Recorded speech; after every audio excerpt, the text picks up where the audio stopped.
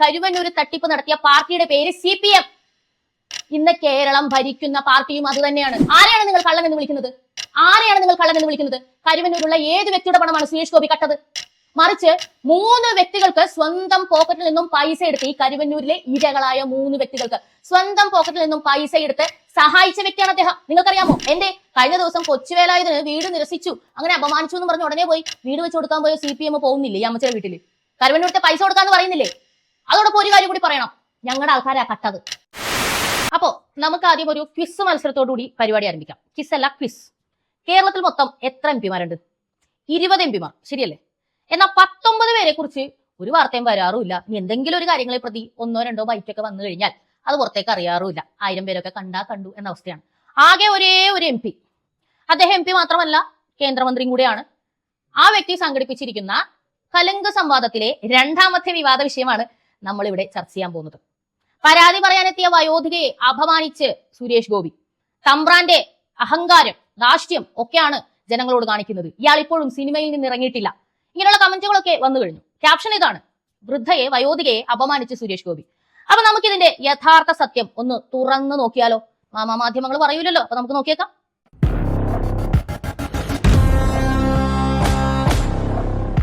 വീഡിയോയിലേക്ക് വരുന്നതിന് മുമ്പ് എപ്പോഴും പറയാറുള്ളത് പോലെ തന്നെ സംഭാവനകളുടെ കാര്യം ഒരിക്കൽ കൂടി ഓർമ്മിപ്പിക്കുകയാണ്. നമ്മൾ ഇപ്പോൾ വീഡിയോ ചെയ്ത് യൂട്യൂബിലും ഫേസ്ബുക്കിലും ഒക്കെ അപ്ലോഡ് ചെയ്യുന്ന സമയത്ത് നമുക്ക് സാധാരണ ലഭിക്കേണ്ടിയിരുന്ന വരുമാനം, അതിനെയാണ് നമ്മൾ മോണിറ്റൈസേഷൻ എന്ന് പറയുന്നത്. കുറെ ആളുകൾ റിപ്പോർട്ട് അടിച്ച് നമ്മുടെ റീച്ച് ഒക്കെ താഴ്ത്തി കളഞ്ഞതുകൊണ്ട് ആ മോണിറ്റൈസേഷൻ നമുക്ക് ഇല്ലാത്തൊരവസ്ഥയാണ്. അങ്ങനെ കുറെ മാസങ്ങളായിട്ട് ഫേസ്ബുക്കിന്റെയും യൂട്യൂബിന്റെയും വരുമാനം ഇല്ലാതെയാണ് പബ്ലിക് ഒപ്പീനിയൻ മുന്നോട്ട് പോയിക്കൊണ്ടിരുന്നത്. അതുകൊണ്ട് തന്നെയാണ് വീഡിയോസ് ഒക്കെ നമുക്ക് ലിമിറ്റ് ചെയ്യേണ്ടി വന്നതും. കാരണം പ്രൊഡക്ഷൻ ചെയ്യാൻ വേണ്ടിയിട്ടുള്ള ആ ഒരു സമയം നമ്മൾ മറ്റു പല ജോലികളും ചെയ്യേണ്ടി വരുന്നു, അല്ലെങ്കിൽ മറ്റു ആൾക്കാർക്ക് വീഡിയോ ഒക്കെ ചെയ്തു കൊടുക്കേണ്ട ഒരു അവസ്ഥയിലായിരുന്നു. അപ്പൊ അതൊക്കെ മാറാൻ വേണ്ടിയിട്ടാണ് നമ്മൾ പ്രേക്ഷകരോട് സഹായം ചോദിച്ചത്. നല്ല രീതിയിൽ തന്നെ നമ്മൾ ഇതുവരെയും പിന്തുണയ്ക്കുന്നുണ്ട്. തുടർന്നും കുറച്ച് മാസങ്ങൾ കൂടി ഈ കാര്യം ഒന്ന് സോർട്ട് ചെയ്യുന്നത് വരെ നിങ്ങളുടെ പിന്തുണ എനിക്കുണ്ടാവണമെന്ന് ഞാൻ അപേക്ഷിക്കുകയാണ്. പണപരമായിട്ട് പിന്തുണയ്ക്കാൻ സഹായിക്കാത്ത ആളുകൾ ഒരുപാട് പേര് കേരളത്തിൽ ഉണ്ടെന്ന് എനിക്കറിയാം. അങ്ങനെയുള്ളവർ വീഡിയോ കാണുക, ലൈക്ക് ചെയ്യുക, കമന്റ് ചെയ്യുക, ഷെയർ ചെയ്യുക. അപ്പൊ നമുക്ക് ഈ വിമർശനങ്ങൾ തുടരണ്ടേ? അപ്പൊ നമുക്ക് കാര്യത്തിലേക്ക് വരാം. ഞാൻ പറഞ്ഞ ഈ വീഡിയോ നിങ്ങൾ കണ്ടിട്ടുണ്ടോ എന്ന് എനിക്കറിയില്ല. ഇന്ന് കൊടുങ്ങല്ലൂര് നടന്ന കലുങ്ക് സംവാദത്തിൽ ഉണ്ടായ ഒരു സംഭവമാണ്. ഒരു വയോധിക അവിടെ നിന്ന് സുരേഷ് ഗോപിയോട് ചോദ്യങ്ങൾ ചോദിക്കുന്നു. അങ്ങനെ ചോദ്യങ്ങൾ ചോദിക്കാനുള്ള അവകാശം എല്ലാവർക്കും ഉണ്ട്. അതിന് വേണ്ടിയിട്ടാണ് ഈ സംവാദന സദസ്സ് ഉണ്ടാക്കിയിരിക്കുന്നത്. ഈ സദസ്സിന്റെ കാര്യം തന്നെ നമ്മൾ എടുത്ത് നോക്കുകയാണെങ്കിൽ ചിന്തിക്കണം. ഇങ്ങനെ വന്ന് ജനങ്ങൾക്ക് മുന്നിലിരുന്ന് ചോദ്യം ചോദിക്കാൻ ഒരു വേദി ഒരുക്കി കൊടുക്കാൻ ഇവിടുത്തെ ഏത് മന്ത്രിക്കാണ് ധൈര്യമുള്ളത്? സംസ്ഥാനത്തെ മന്ത്രിമാര് നവകേരള സദസ് എന്ന് പറഞ്ഞ് നടന്ന എങ്ങനെയാന്ന് നമ്മൾ കണ്ടതാണ് അല്ലെ? പൗരപ്രമുഖർക്ക് മാത്രമാണ് അവർക്ക് അടുത്തേക്ക് പോകാനായിട്ടുള്ള അനുമതിയുള്ളൂ. ബാക്കിയുള്ള ആളുകളൊക്കെ ചുമ്മാ തദ്ദേശ ഭരണ വകുപ്പിന്റെ ആൾക്കാർ അവിടെ ഇരിപ്പുണ്ട്, അവിടെ ചെന്ന് അവരുടെ അപേക്ഷ അങ്ങോട്ട് സമർപ്പിച്ചിട്ട് പോയിക്കൊള്ളണം. പിന്നെ വേണ്ടത് എവിടെയാണ്? ഈ പ്രസംഗങ്ങളൊക്കെ മുഖ്യമന്ത്രിയും പരിവാരങ്ങളും ഒക്കെ നടത്തുമ്പോൾ അവിടെ പോയിട്ട് ഇങ്ങനെ കൈയടിക്കാൻ. അല്ലാതെ ജനങ്ങൾക്ക് ഒരു രീതിയിലും മന്ത്രിയുടെ മുമ്പിൽ ഇരുന്ന് ഇങ്ങനെ ചോദ്യം ചോദിക്കുന്ന ഒരു രീതി, നമ്മൾ ജയിപ്പിച്ചു വിട്ട MP MLA നമ്മുടെ മുന്നിൽ വന്നിരുന്ന് നമ്മൾ ചോദിക്കുന്ന ചോദ്യങ്ങൾക്ക് മറുപടി നൽകുന്നൊരു രീതി അവർക്ക് നടക്കില്ല, ഒരിക്കലും നടക്കില്ല അല്ലെ? ഇത്രയധികം സെക്യൂരിറ്റിയും കോൺവേ ഒക്കെ ആയിട്ട് നടക്കുന്ന പിണറായി വിജയൻ എന്തെങ്കിലും ഒരിക്കൽ ഇതുപോലൊരു കലിങ്കിൽ ഇരിക്കുമെന്ന് നിങ്ങൾ പ്രതീക്ഷിക്കുന്നുണ്ടോ? അപ്പൊ അതൊക്കെ പോട്ടെ, നമുക്ക് ഈ കലിങ്കിൽ ഇപ്പോൾ നടന്ന വിഷയം എന്താണ് എന്നറിയണ്ടേ? ആ വീഡിയോ ഒന്ന് കാണാം.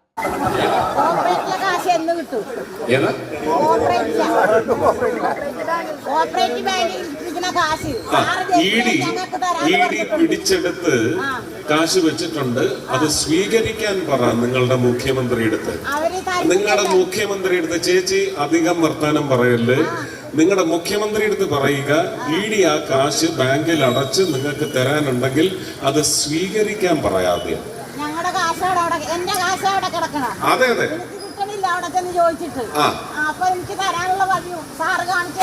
അതെ, അതാ ഞാനിപ്പോ പറഞ്ഞു. നിങ്ങളുടെ മുഖ്യമന്ത്രി അടുത്ത് പോയി ED പിടിച്ചെടുത്ത കാശ് പോകാൻ പറ്റില്ല സാറേ, എനിക്ക് വഴിയറിഞ്ഞൂടാ. ചേച്ചിയുടെ വാർഡ് കൗൺസിലറായിട്ട് ബന്ധപ്പെട്ട്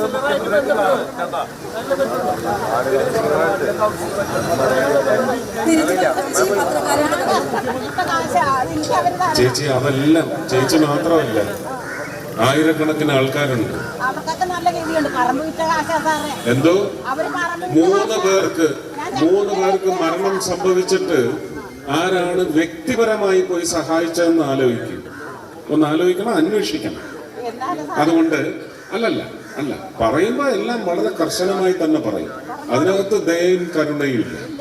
ഇത് ED പിടിച്ചെടുത്ത കാശ് തിരിച്ച് ബാങ്കിലിട്ട് നിങ്ങൾക്ക് തരാനുള്ള സംവിധാനം ഒരുക്കാൻ തയ്യാറുണ്ടെങ്കിൽ ആ പണം സ്വീകരിക്കാൻ പറ നിങ്ങളുടെ മുഖ്യമന്ത്രിയോട്. പരസ്യമായിട്ടാ പറയുന്നത്. അതിന് നിങ്ങളുടെ MLA കാണണം. പാവപ്പെട്ട ജീവിത എനിക്ക് ഈ മുഖ്യമന്ത്രിനെയൊക്കെ തിരക്കി പോകാൻ പറ്റുമോ? അപ്പൊ പിന്നെ എന്റെ നെഞ്ചത്തോട്ട് കയറിക്കാം. അതെന്ത് ന്യായമാണ്? ഇവിടെ നിങ്ങളുടെ മന്ത്രി ഇവിടെ അല്ലേ താമസിക്കുന്നത്? നിങ്ങളുടെ മന്ത്രി ഇവിടെ അല്ലേ താമസിക്കുന്നത്? മന്ത്രിയല്ലേ സാറ്? അല്ല അല്ലല്ല, ഞാൻ ഈ രാജ്യത്തിന്റെ മന്ത്രിയാണ്. രാജ്യത്തിന്റെ എന്തായാലും പക്ഷേ ഞാൻ അതിനുള്ള മറുപടിയും തന്നു കഴിഞ്ഞു. എനിക്കത് കിട്ടാനുള്ള വഴി ഇതേ പറ്റും. നിങ്ങൾ മുഖ്യമന്ത്രിയെ കണ്ട് ആ തുക സ്വീകരിക്കാൻ പറ, എന്നിട്ട് അത് നിങ്ങൾക്ക് വീതിച്ചു തരാൻ പറ. അത് തന്നെ മുഖ്യമന്ത്രിനെ നമ്മളങ്ങനെ പത്രക്കാരെടുത്താ ചോദിക്കുന്നത് മുഖ്യമന്ത്രിയെ എവിടെ ചെന്ന് കണ്ടുപിടിക്കാനാണെന്ന് ഒന്ന് പറഞ്ഞു കൊടുക്ക്. വിഷയം എന്താണെന്ന് നിങ്ങൾക്ക് മനസ്സിലായി കാണുമല്ലോ. സംഭവം ഇത്രയേ ഉള്ളൂ. കരുവന്നൂർ ബാങ്കിൽ നടന്ന തട്ടിപ്പാണ് വിഷയം. ആ അമ്മയുടെ വാക്കുകൾ കേൾക്കുമ്പോൾ തന്നെ നമുക്കറിയാം അവർ എത്രത്തോളം ഡെസ്പറേറ്റ് ആണ്. അതിന്റെ മലയാളം പറയുവാണെങ്കിൽ നിരാശയല്ല, അതിലൊരു സങ്കടം, ദേഷ്യം, അമർഷം. അവർക്ക് അവരുടെ ജീവിതം അടുത്ത അവസ്ഥയാണ്. കയറി ഇറങ്ങി അവരുടെ പണം കൊണ്ടുപോയി നിക്ഷേപിച്ചിട്ട് അത് തിരികെ കിട്ടാതെ സത്യം പറഞ്ഞാൽ ജീവിതം തന്നെ വെറുത്തൊരവസ്ഥയിലാണ് അവർ നിൽക്കുന്നത്. ആ ഒരു ദേഷ്യം തന്നെയാണ് തന്റെ മുൻപിൽ സർക്കാരിന്റെ പ്രതിനിധിയായ ഒരു വ്യക്തിയെ കിട്ടിയപ്പോൾ, ഒരു മന്ത്രിയെ കിട്ടിയപ്പോൾ ആ അമ്മ തീർത്തിരിക്കുന്നത്. ആ അമ്മയ്ക്ക് അറിയില്ല സത്യം പറഞ്ഞു കഴിഞ്ഞാൽ കരുവന്നൂർ തട്ടിപ്പ് നടത്തിയ പാർട്ടി ആരാണ്, കേരളം ഭരിക്കുന്ന പാർട്ടി ആരാണ്, ആരാണ് രാജ്യം ഭരിക്കുന്നത്, സത്യത്തിന് ആരാണ് കരുവന്നൂരത്തെ പ്രശ്നം സോൾവ് ചെയ്യേണ്ടത്, അത് എവിടെയെങ്കിലും എത്തിയോ, ആ കാശ് തിരിച്ചു കിട്ടുമോ, ഒന്നും തന്നെ ആ പാവം അമ്മയ്ക്ക് അറിയില്ല. ആരാണ് അറിയിച്ചു കൊടുക്കേണ്ടത്? ഞാൻ ചോദിക്കട്ടെ, ഞാനിപ്പോ ഈ കാര്യങ്ങളൊക്കെ പറയുമ്പോൾ ഞാൻ സംഖ്യയായോ, ഞാൻ BJP ആയോ എന്ന് ചോദിക്കുന്ന വ്യക്തികളെ നിങ്ങളോട് ഞാൻ ചോദിക്കട്ടെ, ഇതിനൊക്കെ ഉത്തരം പറയേണ്ടത് BJP ആണോ? നിങ്ങളൊന്ന് പറഞ്ഞേ. കരുവന്നൂർ ബാങ്കിൽ തട്ടിപ്പ് നടത്തിയത് ആരാണ്? പകൽ വെളിച്ചം പോലെ വ്യക്തമായിട്ടുള്ള സംഗതിയാണ്. കരുവന്നൂർ തട്ടിപ്പ് നടത്തിയ പാർട്ടിയുടെ പേര് CPM. ഇന്ന് കേരളം ഭരിക്കുന്ന പാർട്ടിയും അത് തന്നെയാണ്. അവരാണ് കരുവന്നൂര് ആളുകളുടെ കയ്യിൽ നിന്നുള്ള പൈസ പറ്റിച്ചത്. അവരാണ് അവിടെ ആളുകൾ മരിക്കാനിടയാക്കിയത്. അവരാണ് ഇപ്പോഴും ഈ അമ്മയെ പോലുള്ള ആളുകളെ വിഷമിച്ച് ഞങ്ങളുടെ കാശിന്റെ കാര്യത്തിൽ എന്തെങ്കിലും ഒരു തീരുമാനമാക്കി തായെന്ന് ഏതെങ്കിലുമൊക്കെ ജനപ്രതിനിധികൾ എവിടെയെങ്കിലുമൊക്കെ വരുമ്പോ അവിടെ പോയി നിന്ന് ഇതുപോലെ അപേക്ഷിക്കാൻ അല്ലെങ്കിൽ സങ്കടപ്പെടാനുള്ള ഗതികേട് വരുത്തിയത്. ഇതിന് ഉത്തരവാദി BJP ആണോ? BJP ആണോ? ഇത്രയും ഫ്രസ്ട്രേറ്റഡ് ആയിട്ട് ഒരു അമ്മ ചോദ്യം ചോദിക്കുമ്പോൾ പോലും സുരേഷ് ഗോപി പറഞ്ഞ കാര്യങ്ങൾ വസ്തുതാപരമായിട്ടുള്ള കാര്യങ്ങളാണ്. അതായത് ED ഇങ്ങനെ കരുവന്നൂര് ഈ തട്ടിപ്പ് നടത്തിയ ആൾക്കാരുടെ കയ്യിൽ നിന്നും പൈസ വസൂലാക്കി കഴിഞ്ഞു. എപ്പോഴും അതാണ് ചെയ്യുന്നത്. ഇവിടെ ഒരു ഫണ്ട് ഫ്രോഡിങ്, ഒരു ഫിനാൻഷ്യൽ സ്കാം നടന്നു കഴിഞ്ഞാൽ എന്താ ചെയ്യുക? തട്ടിപ്പ് ചെയ്ത വ്യക്തിയിൽ നിന്നും അയാളുടെ സ്ഥാവര ജംഗമ വസ്തുക്കളൊക്കെ പിടിച്ചെടുത്ത് ആ പൈസ ഇരകളായവർക്ക് കൊടുക്കുക എന്നുള്ളതാണ്. പക്ഷെ കൊടുക്കണമെങ്കിൽ ഇതിന്റെ ഇടയ്ക്ക് എന്ത് വേണം? കരുവന്നൂരത്തെ ഈ സംഭവം ED സോർട്ട് ചെയ്തു. ED ഒരു കേന്ദ്ര സംഘടനയാണ്. ആ പൈസ എടുത്ത് ഇരകൾക്ക് കൊടുക്കാൻ, ഈ പൈസ സ്വീകരിച്ച് ഇരകൾക്ക് കൊടുക്കാൻ നമ്മുടെ സ്റ്റേറ്റിന്റെ അതോറിറ്റിയായ മുഖ്യമന്ത്രി തയ്യാറാകണം. അദ്ദേഹം ഇതുവരെയും തയ്യാറായിട്ടില്ല എന്ന സംഗതിയാണ് പച്ച വെളിച്ചത്തിൽ സുരേഷ് ഗോപി പറഞ്ഞിരിക്കുന്നത്. ഇത് ഇങ്ങനെയല്ല എന്നുണ്ടെങ്കിൽ അത് ജനങ്ങൾക്ക് മുന്നിൽ തുറന്നു പറയാൻ പിണറായി വിജയന് ധൈര്യമുണ്ടോ? ഇരട്ടച്ചങ്കൊക്കെ ഉണ്ടെന്നാണല്ലോ നിങ്ങളുടെ അണികൾ പറഞ്ഞുകൊണ്ട് നടക്കുന്നത്. ധൈര്യമുണ്ടെങ്കിൽ പറയൂ, ഇതിങ്ങനെയല്ല സംഭവം, സുരേഷ് ഗോപി പറഞ്ഞത് നുണയാണ് എന്ന് താങ്കൾ ജനത്തിന്റെ മുൻപിൽ വന്ന് പറയൂ. താങ്കൾക്ക് അങ്ങനെ പറയാനുള്ള ധൈര്യമുണ്ട്? വെല്ലുവിളിച്ചുകൊണ്ടാണ് സുരേഷ് ഗോപി പറഞ്ഞിരിക്കുന്നത്. ഞാൻ താങ്കളെ വെല്ലുവിളിക്കുകയാണ്, താങ്കൾ അത് സ്വീകരിക്കുന്നോ? സ്വീകരിക്കുകയാണെങ്കിൽ കരുവന്നൂരിലെ ഇരകൾക്ക് പൈസ തിരികെ കിട്ടും. മറ്റൊരു കാര്യം കൂടി അദ്ദേഹം വളരെ വിഷമത്തോടുകൂടി, കാരണം ഇതൊന്നും കേട്ട് നിൽക്കേണ്ട വ്യക്തിയല്ല അദ്ദേഹം, അദ്ദേഹത്തിന് വിഷമം വരും. ഞാനാണെങ്കിലും എനിക്കും വിഷമം വരും. എന്റെ പാർട്ടിയെ അല്ല, എന്റെ ആൾക്കാരെ അല്ല, എന്നെ 24 മണിക്കൂറും തെറി പറഞ്ഞുകൊണ്ട് നടക്കുന്ന ഒരു കൂട്ടം ചെയ്തതിന്റെ പിഴ, അതിന്റെ പള്ള്, അതിന്റെ പരാതി, അതിന്റെ എന്താ പറയാ പഴി ചുമന്നുകൊണ്ട് മുൻപിലിരുന്ന് എന്റെ ഒരു ജനത്തിനോട് ഞാൻ മറുപടി പറയേണ്ട ഗതികേട് ഒന്ന് ആലോചിച്ച് നോക്കുക. എന്തിനാ ഇവരുടെ വീടിപ്പ് എന്തിനാ അദ്ദേഹം ചുമക്കണം? ഇവര് ചെയ്തതിന് എന്താ അദ്ദേഹം മറുപടി പറയേണ്ട കാര്യം എന്താ? കഴിഞ്ഞ ദിവസം ഞാൻ ചെയ്ത വീഡിയോയിൽ ഒരു ചേട്ടൻ താഴെ എഴുതി ഇതേ കാര്യം തന്നെ. കരുവന്നൂരിലെ ആളുകൾക്ക് പൈസ കൊടുക്കുമെന്ന് സുരേഷ് ഗോപി പറഞ്ഞിട്ട് എന്തായി? കള്ളനാണ്. ആരെയാണ് നിങ്ങൾ കള്ളൻ എന്ന് വിളിക്കുന്നത്? കരുവന്നൂരുള്ള ഏത് വ്യക്തിയുടെ പണമാണ് സുരേഷ് ഗോപി കട്ടത്? മറിച്ച് 3 വ്യക്തികൾക്ക് സ്വന്തം പോക്കറ്റിൽ നിന്നും പൈസ എടുത്ത്, ഈ കരുവന്നൂരിലെ ഇരകളായ 3 വ്യക്തികൾക്ക് സ്വന്തം പോക്കറ്റിൽ നിന്നും പൈസ എടുത്ത് സഹായിച്ച വ്യക്തിയാണ് അദ്ദേഹം. നിങ്ങൾക്കറിയാമോ? ഇത് മാധ്യമത്തിൽ വന്നൊരു വാർത്തയാണ്. നിക്ഷേപിച്ച പണം കരുവന്നൂർ ബാങ്ക് തിരിച്ചു നൽകാത്തതിനാൽ സെറിബ്രൽ പാൾസി ബാധിച്ച 2 മക്കളുടെയും ചികിത്സ മുടങ്ങിയ ജോസഫിന് സഹായവുമായി നടൻ സുരേഷ് ഗോപി. ഭിന്നശേഷിയുള്ള മക്കളുടെ ചികിത്സയ്ക്ക് പണമില്ലാതെ വലയുന്ന വൃക്കരോഗിയായ ജോസഫിന് 1 ലക്ഷം രൂപ നൽകുമെന്ന് സുരേഷ് ഗോപി അറിയിച്ചു. മാപ്രാണം തെങ്ങോലപ്പറമ്പിൽ ജോസഫിന്റെ സെറിബ്രൽ പാൾസി ബാധിച്ച 2 മക്കളുടെയും ചികിത്സയാണ് പണമില്ലാത്തതിനാൽ മുടങ്ങിയത്. കരുവന്നൂർ സഹകരണ ബാങ്കിൽ 13 ലക്ഷം രൂപ നിക്ഷേപിച്ച ജോസഫിന് 1 വർഷത്തിനിടെ 20,000 രൂപ മാത്രമാണ് ബാങ്ക് തിരിച്ചു നൽകിയത്. സഹായിച്ചതാരാണ്? സുരേഷ് ഗോപി. രണ്ടാമത്തെ വാർത്ത, കരുവന്നൂർ സഹകരണ ബാങ്കിൽ 14 ലക്ഷത്തിന്റെ നിക്ഷേപം ഉണ്ടായിട്ടും ചികിത്സയ്ക്ക് പണം ലഭിക്കാതെ മരണപ്പെട്ട ഭിന്നശേഷിക്കാരൻ തേലപ്പള്ളി സ്വദേശി കൊളങ്ങാട്ടുപറമ്പിൽ ശശി. അദ്ദേഹത്തിന്റെ കുടുംബത്തിന്റെ അടിയന്തര സഹായത്തിന് കടം വീട്ടാനൊക്കെ ആയിട്ട് 3 ലക്ഷം രൂപയാണ് നൽകിയത്. അതുകൂടാതെ അദ്ദേഹത്തിന്റെ ഈ മരിച്ചുപോയ വ്യക്തിയുടെ അമ്മയുടെ ചികിത്സയ്ക്കുള്ള പൈസ വരെ സുരേഷ് ഗോപിയാണ് നൽകുന്നത്. ഇതെല്ലാം അദ്ദേഹം ചെയ്യുന്നത് അദ്ദേഹത്തിന്റെ മരണപ്പെട്ടു പോയ മകളുടെ പേരിലെ ഒരു ട്രസ്റ്റ് ഉണ്ട്. ആ ട്രസ്റ്റ് വഴിയാണ്. സ്വന്തം പോക്കറ്റിൽ നിന്ന് എടുത്തു കൊടുത്തതാണ്. അദ്ദേഹത്തിന്റെ പാർട്ടിക്കാരൊന്നും അല്ല കട്ടത്. അദ്ദേഹത്തിന് അതിന്റെ ആവശ്യമില്ല, തിരിഞ്ഞു നോക്കാതിരിക്കാൻ വേണമെന്നുണ്ടെങ്കിൽ. പക്ഷേ തൃശ്ശൂര് മത്സരിച്ച് നിന്ന് തോറ്റിട്ടും തൃശ്ശൂർക്കാരെ കൈവിടാതെ അവർക്ക് വേണ്ടി എന്നും ഇതുപോലെ പേഴ്സണൽ ആയിട്ട് പോലും സഹായം ചെയ്തു കൊടുക്കുന്ന ഒരു വ്യക്തിയാണ് അദ്ദേഹം. അദ്ദേഹം എന്തിനെതിരെ മറുപടി പറയണം? എന്നിട്ടും അദ്ദേഹം വ്യക്തമായി പറഞ്ഞു വെച്ചിരിക്കുന്ന കാര്യം ഇതാണ്: മുഖ്യമന്ത്രിയെ പോയി കാണാനൊന്നും എനിക്ക് പറ്റുന്നില്ല എന്ന് പറയുമ്പോൾ ഒരു കാര്യം കൂടി അദ്ദേഹം പറയുന്നുണ്ട്. മുഖ്യമന്ത്രിയെ എവിടെ പോയാൽ കാണാൻ പറ്റും സാധാരണ ജനങ്ങൾക്ക് അറിയില്ല. ഈ സുരേഷ് ഗോപിയെ വിമർശിക്കുന്നവരെ, കലിങ്കിലിരുന്ന് സംസാരിക്കുന്നതിനെ വിമർശിക്കുന്നവരെ ഇതിന് മറുപടി പറയണം.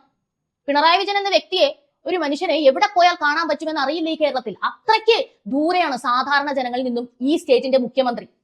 കഴിഞ്ഞ ദിവസം കൊച്ചുവേലായുധന് വീട് നിരസിച്ചു, അങ്ങനെ അപമാനിച്ചു എന്ന് പറഞ്ഞ് ഉടനെ പോയി വീട് വെച്ച് കൊടുക്കാൻ പോയ CPM പോകുന്നില്ലേ? ഈ അമ്മച്ചിയുടെ വീട്ടില് കരുവന്നൂരത്തെ പൈസ കൊടുക്കാന്ന് പറയുന്നില്ലേ?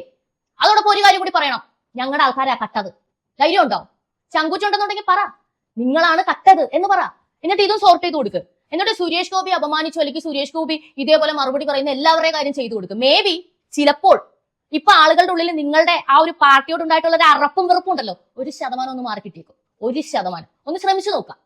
ഇപ്പൊ ഇതിനൊന്നും ഉത്തരം പറയേണ്ട കാര്യം സത്യത്തിൽ അദ്ദേഹത്തിന് ഇല്ല എങ്കിൽ പോലും അദ്ദേഹം ഉത്തരം പറയുന്നുണ്ട്. ഈ പെട്രോളിയം വകുപ്പ്, ടൂറിസം വകുപ്പ് ഒക്കെ കൈ പിടിച്ചുകൊണ്ടിരിക്കുന്ന മന്ത്രിയുടെ കാര്യങ്ങളല്ല സത്യത്തിൽ ഈ ബാങ്കിങ്ങിൽ ഉണ്ടാകുന്ന സ്കാമും കാര്യങ്ങളും ഒക്കെ. സഹകരണ വകുപ്പ് മന്ത്രിയാണ് അതൊക്കെ ചെയ്യേണ്ടത്, ഇവിടെ ചെയ്യേണ്ടത്. ഇവിടുത്തെ വകുപ്പുകളൊക്കെ എത്രത്തോളം ആരുടെയൊക്കെ കയ്യിലിരുന്ന് എങ്ങനെയാണെന്നുള്ളത് നിങ്ങൾ കാണുന്നുണ്ടല്ലോ. അപ്പൊ ചോദ്യം ചോദിക്കാൻ വരുന്നവരും കൂടി ഒരു കാര്യം ശ്രദ്ധിക്കുക: എന്തിനെ പറ്റിയാണ് നിങ്ങൾ ചോദിക്കുന്നത്? നിങ്ങൾക്ക് എല്ലാം ചെയ്തു കൊടുക്കാൻ നിൽക്കുന്ന ഒരു ജനപ്രതിനിധിയെ വെറുപ്പിച്ചത് കൊണ്ട് നിങ്ങൾക്ക് ദോഷമല്ലാതെ വേറെ ഒന്നും സംഭവിക്കാൻ പോകുന്നില്ല. മറിച്ച് നിങ്ങളെ കക്കുന്നവരെയാണ് നിങ്ങൾ ഇപ്പോഴും സുഖിപ്പിച്ചുകൊണ്ടിരിക്കുന്നത്. ഇപ്പൊ വേലായുധൻ ചേട്ടൻ ഉടനെ തന്നെ വീട് വെച്ചു കൊടുക്കാൻ CPM വന്നതോടുകൂടി പുള്ളിക്കാരൻ CPM-ന് സപ്പോർട്ടാണ്. അത് മതി പുള്ളിക്കാരന്. കാരണം എന്താണെന്ന് വെച്ചാൽ ഇവിടുത്തെ ആളുകൾ അത്രേ ശീലിച്ചിട്ടുള്ളൂ. ഇവിടെ ഒരു കോവിഡ് വന്നാൽ, ഇവിടെ ഒരു പെട്ടെന്ന് ഒരു പാൻഡമിക് വന്നു കഴിഞ്ഞാൽ ആളുകൾ ഒരാഴ്ച വീട്ടിലിരുന്നാൽ പട്ടിണിയാണ്. സർക്കാർ കൊടുക്കണം, ഇവിടെ ധാന്യങ്ങൾ ഫ്രീ ആയിട്ട് കൊടുക്കണം. അപ്പൊ ഈ ധാന്യങ്ങൾ മേടിച്ചിട്ട് ഇവർ മിണ്ടാതിരിക്കും. സത്യത്തിൽ ഒരാഴ്ച ജോലിക്ക് പോയില്ലെങ്കിൽ പട്ടിണിയാവുന്ന നിലയിലാണ് ഇവിടുത്തെ ആൾക്കാരുടെ ഫിനാൻഷ്യൽ സ്കെയിലെങ്കിൽ ഇവിടുത്തെ സർക്കാരുകൾ എത്രത്തോളം നന്നായിട്ടാണ് നമ്മളെ ഭരിച്ചിരിക്കുന്നത് എന്നുള്ളതല്ലേ ചിന്തിക്കേണ്ടത്. പക്ഷേ അവന്റെ ഏറ്റവും വലിയ വിഷയം വിശപ്പാണ്. കാരണം വേറെ ഒന്നിലേക്കും പോകാനായിട്ടുള്ള സാമ്പത്തിക ശേഷി അവൻ ഇതുവരെ ഉണ്ടായിട്ടില്ല, ഉണ്ടാക്കിയുമില്ല. ഭക്ഷണം തരുമ്പോൾ അതും മേടിച്ച് തിന്നിട്ട് എവിടെയെങ്കിലും ഇരിക്കും, വേറെ ഒരു കാര്യങ്ങളും അറിയണ്ട. ആ രീതിയിൽ ഇന്ന് കേരളം എത്താൻ കാരണം ഈ പറയുന്ന ജനപ്രതിനിധികളുടെ കള്ളത്തരങ്ങൾ തിരിച്ചറിയാത്തത് കൊണ്ടാണ്. അപ്പൊ ആരാണ് സത്യത്തിൽ ഒരു MP എന്ത് ചെയ്യണം, MLA എന്ത് ചെയ്യണം, കേന്ദ്രമന്ത്രി എന്ത് ചെയ്യണം എന്നൊക്കെ മനസ്സിലാക്കി പെരുമാറുന്നത് കൂടി മനസ്സിലാക്കണം. ഇപ്പൊ വേലായുധൻ ചേട്ടന്റെ പേപ്പർ ഒന്ന് വായിച്ചു നോക്കാതെ എങ്ങനെ മനസ്സിലായി എന്നൊക്കെ കുറെ ആൾക്കാർ പറയുന്നുണ്ട്. നിങ്ങൾ ആ വീഡിയോ കണ്ടോന്ന് എനിക്കറിയില്ല. ആ വീഡിയോ കണ്ടാൽ നിങ്ങൾക്ക് അറിയാം. പേപ്പർ കയ്യിലേക്ക് വാങ്ങിച്ചിട്ട് എന്താണ് വിഷയം എന്ന് ചോദിക്കുന്നുണ്ട്. അപ്പൊ എന്റെ വീട് വെക്കണ കാര്യമാണെന്ന് അദ്ദേഹം പറയുന്നുണ്ട്. അപ്പോഴാണ് ഇത് തിരികെ കൊടുത്തുകൊണ്ട് അത് MP-യുടെ ജോലിയല്ല എന്ന് ആ ഒരു ശബ്ദം മാത്രമേ ഉയർന്നു കേൾക്കുന്നുള്ളൂ. അത്രയും മതി. എന്താ കാര്യം ചോദിക്കുമ്പോൾ വീട് വെക്കേണ്ടത് MP-യുടെ അല്ല. ഇവിടെ സംസ്ഥാനത്ത് വീട് വെക്കുന്നത് ലൈഫ് മിഷൻ വഴി തന്നെ, മോദിയുടെ ആവാസ് യോജനയും അതിൽ കൂടി മിക്സ് ആയിട്ടാണ് പോകുന്നത്. അത് MP അറിയേണ്ട ആവശ്യമൊന്നുമില്ല. പിന്നെ വരുന്ന നിവേദനങ്ങളൊക്കെ മേടിച്ചിട്ട് അതാത് വകുപ്പിലേക്ക് MP അയച്ചു കൊടുക്കണമെന്നൊക്കെയാ കുറെ പേര് നിന്ന് പറയുന്നത്. എന്താ MP-യുടെ ജോലി? എന്താ പോസ്റ്റ്മാനാണോ MP? പിന്നെ കേന്ദ്രമന്ത്രിയുടെ അദ്ദേഹത്തിന് വെറുതിരിപ്പല്ല പണി. ആൾക്കാരുടെ നിവേദനങ്ങൾ ഇവിടുന്ന് പഠിച്ചിട്ട് അവിടെ കൊടുക്കലല്ല പണി. ഒരു കാര്യം നിങ്ങൾ മനസ്സിലാക്കിക്കോ, നിവേദനം കൊടുക്കാൻ വേണ്ടിയിട്ട് ഈ പറയുന്ന ജനപ്രതിനിധികളെ ഇങ്ങനെ കാണുമ്പോഴൊക്കെ നിവേദനം കൊടുക്കുന്ന പരിപാടി സത്യം പറഞ്ഞാൽ ഇവിടുത്തെ തദ്ദേശ ഭരണ വകുപ്പുകൾ അല്ലെങ്കിൽ അതിന്റെയൊക്കെ കീഴിരിക്കുന്ന സർക്കാർ ഉദ്യോഗസ്ഥന്മാരുടെയൊക്കെ വലിയ രീതിയിലുള്ള പിഴവാണ്. അവിടെ ഒന്നും നടക്കാത്തതുകൊണ്ടാണല്ലോ നമ്മൾ ഇവരെയൊക്കെ പുറകെ നടന്നിതൊക്കെ കൊടുക്കേണ്ടി വരുന്നത്. അപ്പൊ ഇത് എവിടെ നിന്നാ ശരിയാക്കണ്ടേ?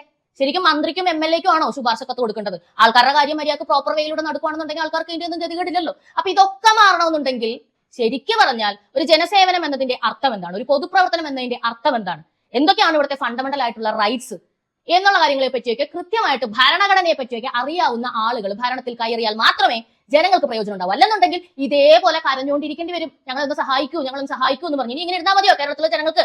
നിങ്ങളൊന്ന് മറുപടി പറഞ്ഞേ, കമന്റ് ഇട്ടാൽ മതി. അപ്പൊ തുടർന്ന് കാണുക പബ്ലിക് ഒപ്പീനിയൻ.